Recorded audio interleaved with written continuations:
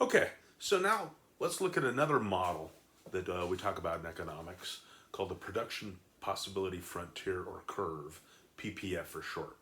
And strangely enough, the title tells you exactly what this model is looking at, right? It's what's possible to be produced by a firm or a country or whatever kind of level you're looking at, given basically some fixed resources and some other assumptions. Now, I will tell you that the primary usefulness of this model is to understand something called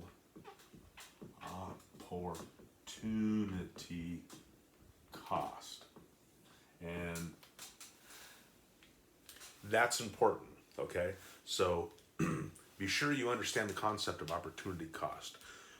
Quickly put, or succinctly put, opportunity cost is the highest value decision that's foregone or not chosen. So another way of thinking about it is every choice you make, there's choices that you don't make. And whatever the highest value of those choices you don't make is called opportunity cost. And it's an important idea. It's an important plays an important role in economics. In fact, I like to say that I get asked this occasionally. Hey, Mr. Dixon, what's the difference between an accountant and an economist? Well, that's really the difference, right? And accountants do not consider or care about opportunity cost, and economists do. So, all right, with that, there are four assumptions that we have to make when looking at this. Okay, so our assumptions. The first is we have fixed resources. Okay, so the total resources available are fixed, right? And all of these assumptions are predicated upon the fact that you don't want output to change, right? You want to hold it constant. Ceteris paribus. Ceteris paribus is an important concept in economics, right? It means everything else being equal or constant. So we're going to hold everything constant, and then we can look at the possibility of what can be produced. Another one is constant technology.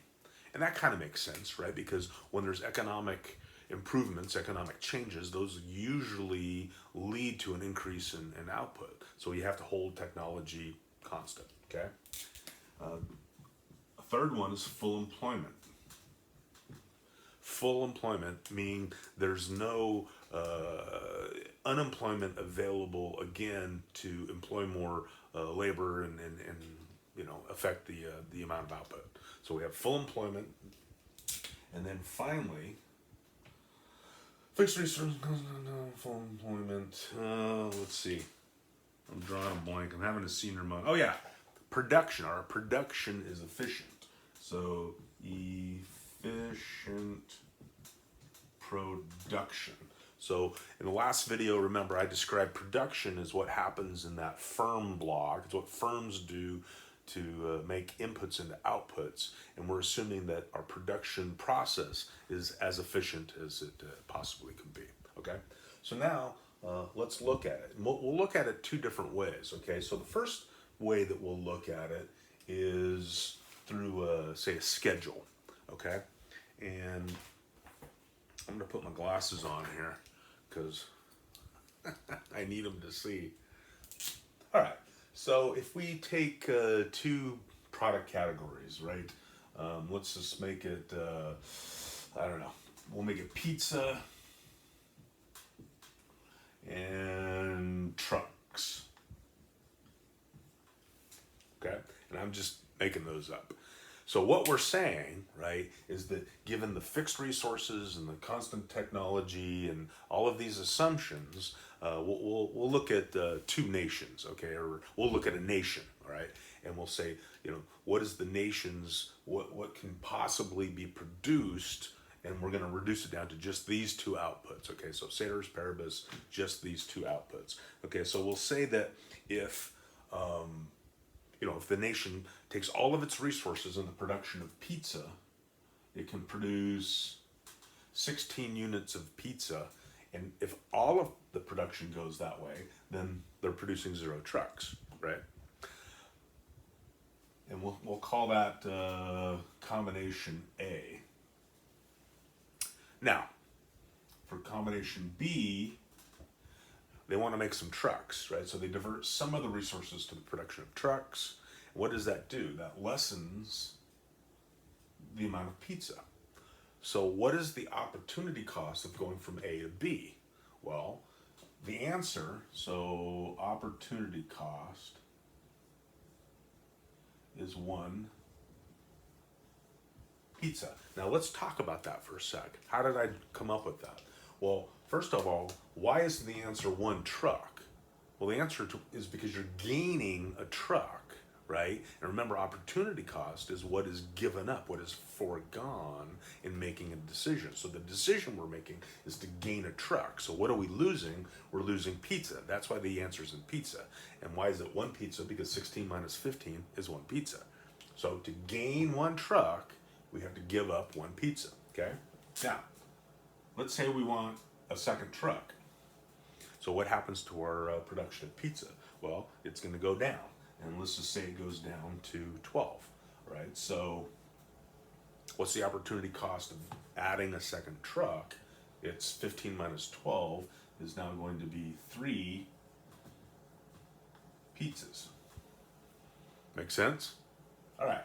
If I add another truck, and so we're getting 1 more truck, our production of pizza is going to go down. And now we only have the resources and technology and et cetera to produce 7 pizzas. So what's the opportunity cost of going from Charlie to Delta, from C to D? 12 minus 7 is 5 pizzas. And then finally, if we add a 4th truck and all of our resources go to the production of trucks, we can't make any pizza. So what's the opportunity cost? 7 minus 0 is 7 pizzas. Does that make sense, right? In each one of those cases, that's the opportunity cost of gaining a truck is just the what you lose in pizza. And if we take these schedules and we actually graph it,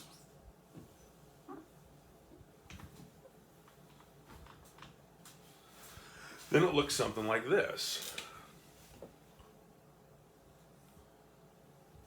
right? So we'll put our pizza here, and we'll put trucks here, and this becomes 0.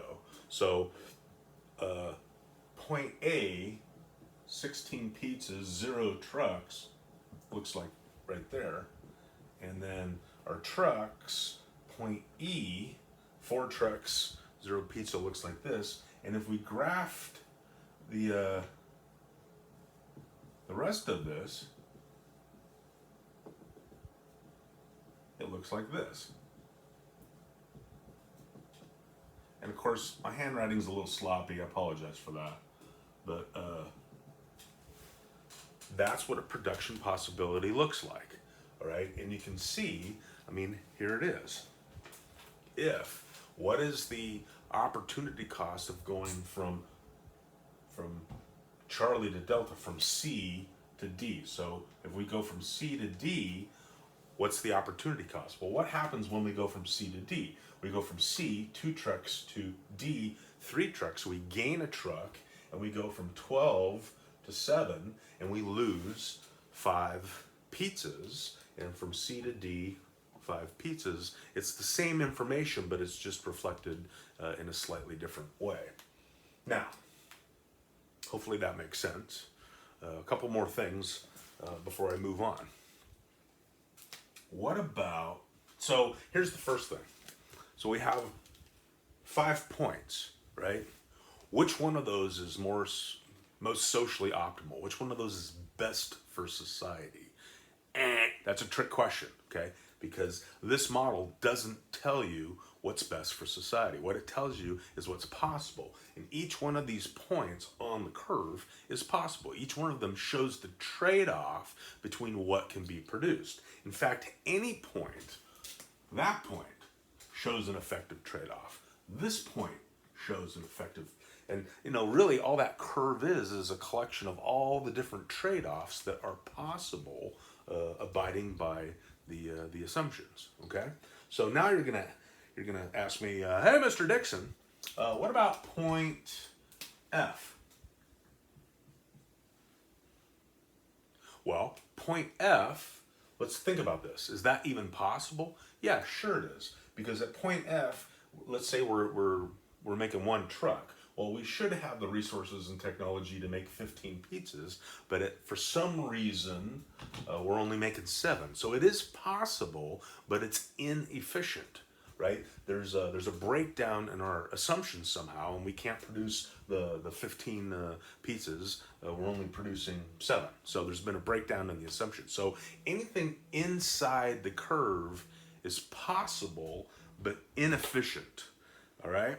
Now, what about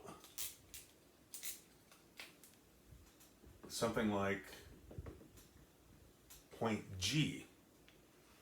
Is that even possible? No, it's impossible. It's not possible to produce at point G because we don't have the resources available. So again, at point G, if we have the resources for 3 trucks, then we only have the resources for 7 pizzas. We don't have the resources for 15. So anything outside the curve is not possible given the assumptions, okay? Right. All right, so one more thing and then I'll sort of end this. In order to get to point G, what would happen? What would have to happen? Well, we would have to have a change in our assumption. And the bottom line is, I mean, our production would have to increase, right? And so the two kind of, easiest ways to understand an increase in output or production is either we, all of a sudden, resources aren't fixed and we stumble upon more resources, that's one, or our technology changes, right? Because usually changes in technology lead to an increase in output. So let's say we had a change in technology that, I don't know, we better, faster robots or something. So now all of a sudden, given the fixed resources with better, faster robots, we would be able to produce a greater number. If we devoted all of our resources to trucks, we would be able to produce a greater number of trucks. And then also the change in technology, the better robots. If we devoted all of our resources to pizza, we would be able to produce a greater output of pizza. And now when we graph it, that's the only way to reach point G or to reach a point outside. And the entire production possibility frontier shifts due to an increase in output. And what we call generally, at the end of the day, ceteris paribus, an increase in output aggregated to the national level is called economic growth. So really the answer is, in order to reach point G, the system needs to experience economic growth.